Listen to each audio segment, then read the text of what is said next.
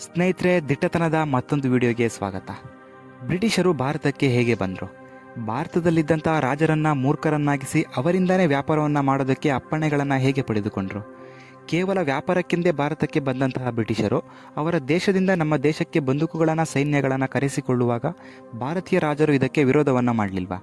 ಹೀಗೆ ಇಡೀ ಭಾರತವನ್ನು ಬ್ರಿಟಿಷರು ಹೇಗೆ ತಮ್ಮ ಕೈವಶ ಮಾಡಿಕೊಂಡ್ರು ಅನ್ನುವಂಥ ಪೂರ್ತಿ ಇತಿಹಾಸವನ್ನೇ ಇವತ್ತು ಹೇಳ್ತೀನಿ ನೋಡಿ. ಆಗಿನ ಕಾಲದಲ್ಲಿ ಯುರೋಪ್ನಲ್ಲಿ ದವಸ ಧಾನ್ಯಗಳಿಗೆ, ಮಸಾಲ ಪದಾರ್ಥಗಳಿಗೆ ಅತಿ ಹೆಚ್ಚು ಬೇಡಿಕೆ ಇತ್ತು. ಇದರಿಂದ ಅಲ್ಲಿನ ವ್ಯಾಪಾರಿಗಳು ಬೇರೆ ದೇಶಗಳಲ್ಲಿ ದವಸ ಧಾನ್ಯಗಳು, ಮಸಾಲ ಪದಾರ್ಥಗಳು ಎಲ್ಲೆಲ್ಲಿ ದೊರಕುತ್ತೆ ಅಂತ ಹುಡುಕೋದಕ್ಕೆ ಶುರು ಮಾಡಿದರು. ಆಗ 1497ರಲ್ಲಿ ಪೋರ್ಚುಗೀಸ್ನವನಾಗಿದ್ದ ವಾಸ್ಕೋ ಡಿ ಗಾಮ ಮೊದಲ ಬಾರಿಗೆ ಇಂಡಿಯಾಗೆ ಹೇಗೆ ಬರಬಹುದು ಅಂತ ಸಮುದ್ರ ಮಾರ್ಗವನ್ನು ಕಂಡುಹಿಡಿತಾನೆ. ಹೀಗೆ ಬ್ರಿಟಿಷರಿಗಿಂತ ಮುಂಚೆ ಪೋರ್ಚುಗೀಸರು ಇಂಡಿಯಾಗೆ ಬಂದು ಇಲ್ಲಿನ ಕೆಲ ಪ್ರಾಂತ್ಯಗಳ ರಾಜರುಗಳನ್ನು ಯುದ್ಧದಲ್ಲಿ ಸೋಲಿಸಿ ಮುಂಬೈ, ಗೋವಾ ಮತ್ತು ಮಂಗಳೂರನ್ನು ವಶಪಡಿಸಿಕೊಂಡು ವ್ಯವಹಾರಗಳನ್ನು ಮಾಡ್ತಾಯಿದ್ರು.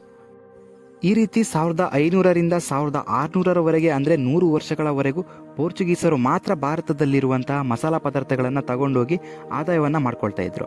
1600ರ ನಂತರ ಬ್ರಿಟನ್ಗೆ ಸೇರಿದಂಥ ಈಸ್ಟ್ ಇಂಡಿಯಾ ಕಂಪನಿ ಬ್ರಿಟಿಷರ ಮಹಾರಾಣಿಯಾಗಿದ್ದಂಥ ಕ್ವೀನ್ ಎಲಿಜಬೆತ್ ಅವಳಿಂದ ಸಹಿಯನ್ನು ಪಡೆದು ನೆದರ್ಲ್ಯಾಂಡ್ಗೆ ಸಂಬಂಧಿಸಿದ ಒಂದು ಕಂಪನಿ ಜೊತೆ ಸೇರಿ ಪೋರ್ಚುಗೀಸರು ಯಾವ ಸಮುದ್ರ ಮಾರ್ಗದಿಂದ ಭಾರತಕ್ಕೆ ಬಂದರೋ ಅದೇ ಮಾರ್ಗದಿಂದ ಬ್ರಿಟಿಷರ ಈಸ್ಟ್ ಇಂಡಿಯಾ ಕಂಪನಿ ಕೂಡ ಭಾರತಕ್ಕೆ ಬರುತ್ತೆ. ಈಸ್ಟ್ ಇಂಡಿಯಾ ಕಂಪನಿಯವರಿಗೆ ಸೂರತ್ನಲ್ಲಿ ಅವರ ವ್ಯಾಪಾರವನ್ನು ಮಾಡಿಕೊಳ್ಳೋದಕ್ಕೆ ಅನುಮತಿಯನ್ನು ನೀಡಿದ್ದು ಆಗ ಮೊಘಲ್ ಸಾಮ್ರಾಜ್ಯವನ್ನು ಆಳುತ್ತಿದ್ದ ಜಹಾಂಗೀರ್.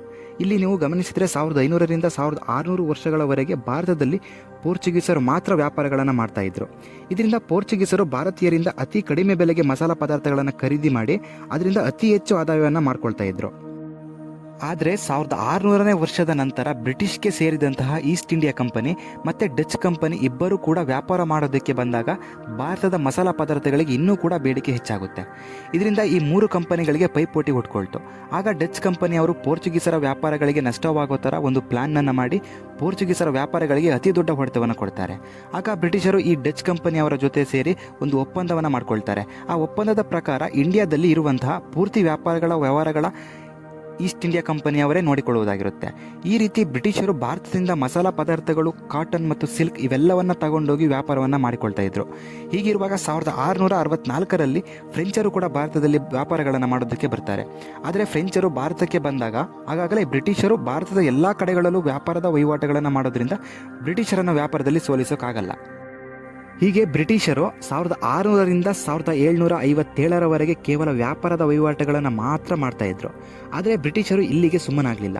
ಇಡೀ ಭಾರತವನ್ನೇ ನಮ್ಮ ಕೈವಶ ಮಾಡ್ಕೋಬೇಕು, ನಾವೇ ಇಂಡಿಯಾದಲ್ಲಿ ಆಡಳಿತವನ್ನು ನಡೆಸಬೇಕು ಅಂದ್ಕೊಂಡು ಬ್ರಿಟಿಷರು ಭಾರತೀಯ ರಾಜರುಗಳನ್ನು ತಮ್ಮ ಬಲೆಗೆ ಹಾಕೊಳ್ಳೋದಕ್ಕೆ ಆ ರಾಜರುಗಳಿಗೆ ದೊಡ್ಡ ದೊಡ್ಡ ಉಡುಗೊರೆಗಳನ್ನು ಕೊಟ್ಟು ರಾಜರುಗಳ ಮೆಚ್ಚುಗೆಯನ್ನು ಪಡಿತಾ ಇದ್ರು. ಇದರ ಜೊತೆಗೆ ಭಾರತದಲ್ಲಿ ತುಂಬ ಜನ ಮಹಾರಾಜರು ತಮ್ಮ ಆಧಿಪತ್ಯವನ್ನು ಸಾಧಿಸಲು ಬೇರೆ ರಾಜರುಗಳ ಮೇಲೆ ಯುದ್ಧವನ್ನು ಮಾಡ್ತಾ ಇದ್ರು. ಆ ಸಮಯಕ್ಕೋಸ್ಕರನೇ ಅಂತ ಕಾಯ್ತಾ ಇದ್ದ ಬ್ರಿಟಿಷರು ಯುದ್ಧವನ್ನು ಮಾಡ್ತಾ ಇದ್ದಂತಹ ರಾಜರುಗಳಿಗೆ ಹಣದ ಸಹಾಯವನ್ನು ಮಾಡ್ತಾ ಇದ್ರು. ಇದರಿಂದ ರಾಜರುಗಳ ಸ್ನೇಹವನ್ನು ಗಳಿಸಿ ಅವರಿಗೆ ಇನ್ನೂ ಕೂಡ ಹತ್ತಿರವಾಗಿ ಬ್ರಿಟಿಷರ ವ್ಯಾಪಾರದ ಕಂಪನಿಗಳನ್ನು ಚೆನ್ನೈ, ಮುಂಬೈ, ಕಲ್ಕತ್ತಾದಲ್ಲಿ ಸ್ಥಾಪನೆ ಮಾಡ್ಕೊಳ್ತಾರೆ.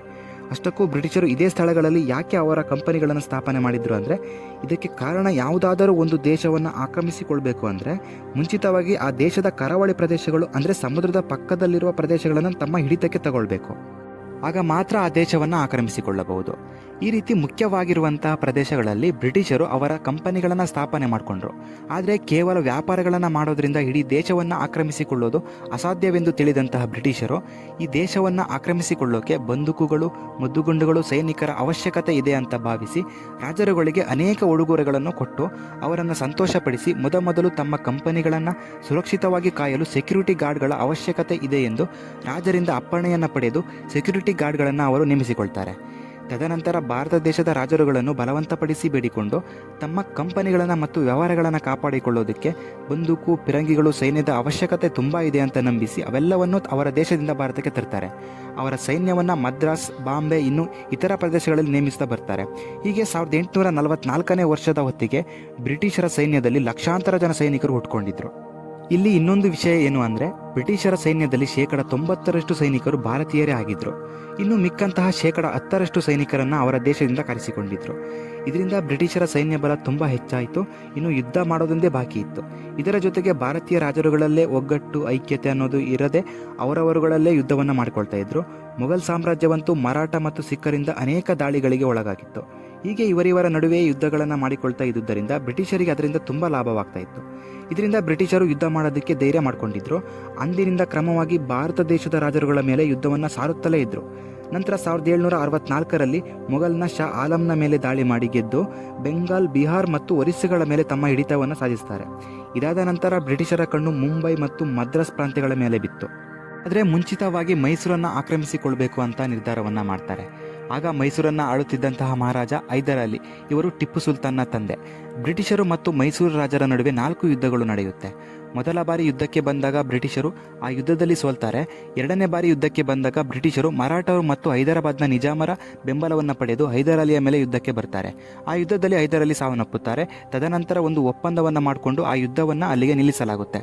ಮೂರನೇ ಯುದ್ಧದಲ್ಲಿ ಟಿಪ್ಪು ಸುಲ್ತಾನ್ ಅವನ ತಂದೆಯನ್ನು ಬ್ರಿಟಿಷರು ಕೊಂದಿದ್ದಕ್ಕೆ ಪ್ರತೀಕಾರವಾಗಿ ಬ್ರಿಟಿಷರ ಮೇಲೆ ಯುದ್ಧ ಮಾಡೋದಕ್ಕೆ ಹೋದಾಗ ಬ್ರಿಟಿಷರು ಮತ್ತೊಮ್ಮೆ ಹೈದರಾಬಾದ್ ನಿಜಾಮರು ಮತ್ತು ಮರಾಠರ ಸಹಾಯವನ್ನು ಪಡೆದು ಆ ಯುದ್ಧದಲ್ಲಿ ಟಿಪ್ಪು ಸುಲ್ತಾನನ್ನು ಸೋಲಿಸಿ ಅವನ ಅರ್ಧ ಸಾಮ್ರಾಜ್ಯವನ್ನು ಕಬಳಿಸ್ತಾರೆ.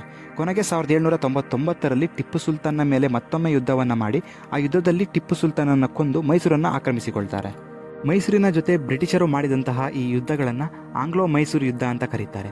ಇದಾದ ನಂತರ ಬ್ರಿಟಿಷರ ಕಣ್ಣು ಮರಾಠರ ಮೇಲೆ ಬೀಳುತ್ತೆ. ಇವರ ಜೊತೆಗೆ ಬ್ರಿಟಿಷರು 3 ಯುದ್ಧಗಳನ್ನು ಮಾಡ್ತಾರೆ. ಕೊನೆಗೆ ಉಳಿದಿರೋದು ಸಿಖ್ಖರು ಮಾತ್ರ. ಅದನ್ನು ಆಳುತ್ತಿದ್ದವರು ರಂಜಿತ್ ಸಿಂಗ್ ಬದುಕಿರುವವರೆಗೂ ಅವರ ಮೇಲೆ ಯುದ್ಧವನ್ನು ಮಾಡೋದಕ್ಕೆ ಧೈರ್ಯವನ್ನೇ ಮಾಡಲಿಲ್ಲ.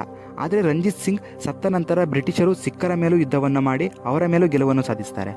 ಆದರೆ ಹೈದರಾಬಾದ್ನ ನಿಜಾಮರ ಮೇಲೆ ಬ್ರಿಟಿಷರು ಯುದ್ಧವನ್ನು ಮಾಡೋದಕ್ಕೆ ಇಷ್ಟಪಡ್ತಾ ಇರಲಿಲ್ಲ. ಯಾಕಂದರೆ ಹೈದರಾಬಾದ್ನ ನಿಜಾಮ ಯಾವಾಗಲೂ ಬ್ರಿಟಿಷರಿಗೆ ಬೆಂಬಲವಾಗಿ ನಿಲ್ತಾ ಇದ್ದಿದ್ದರಿಂದ ಅವರ ಮೇಲೆ ಯುದ್ಧವನ್ನು ಮಾಡ್ತಾ ಇರಲಿಲ್ಲ. ಈ ರೀತಿಯಾಗಿ ಬ್ರಿಟಿಷರು ಇಡೀ ಭಾರತವನ್ನೇ ಆಕ್ರಮಿಸಿಕೊಂಡಿದ್ದರು.